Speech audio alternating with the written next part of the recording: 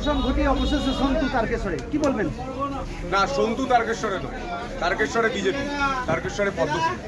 আমার একটা নাম, মানে নিয়ম আছে, কাউকে মুখ করে কাউকে নাম দিয়ে ভোটে লড়তে হয়, তাই আমি একটা নাম, আমি এটা মনে করি।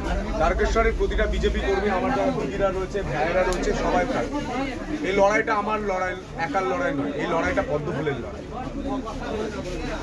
বাংলার মুখ্যমন্ত্রী মমতা বন্দ্যোপাধ্যায় সহ অভিষেকের চোখে চোখ রেখে কথা বলা একমাত্র বাংলার ব্যক্তি যাকে মানুষ এখন এবং বাংলার যুব সমাজ ভাবে। শুধু মমতা বন্দ্যোপাধ্যায়, অভিষেক বন্দ্যোপাধ্যায় নয়, যেখানে ভুল হয়, যেখানে অন্যায় হয়, যেখানে যুব সমাজের চোখের জল পড়ে, যেখানে কৃষকদের চোখের জল পড়ে, সেখানে এই বাংলার ছেলে সন্তু পান চোখে চোখ রেখেই কথা বলে, চোখ নামিয়ে কথা বলে। তারকেশ্বরের লড়াইটা কতটা সহজ হবে?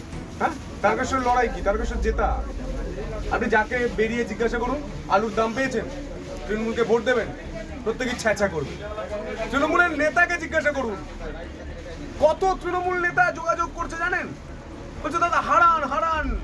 সনাতনী হিন্দুরা যারা রয়েছেন, হিন্দু যারা তৃণমূল নেতা রয়েছেন, আমি নাম করে বলে দিতে পারি, ব্লক সভাপতি থেকে শুরু করে যারা বুথে রয়েছে, তারা প্রত্যেকেই চায় এবার তৃণমূল যাক, বাংলা বাঁচুক।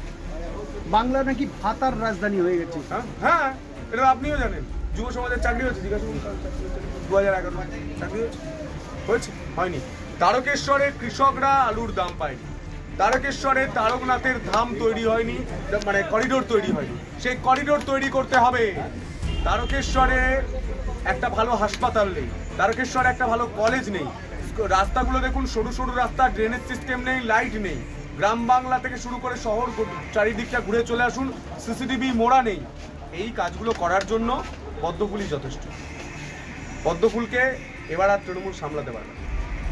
আগামী দিনের লক্ষ্য কি? পরিবর্তন দরকার, চাই বিজেপি সরকার। লক্ষ্য একটা।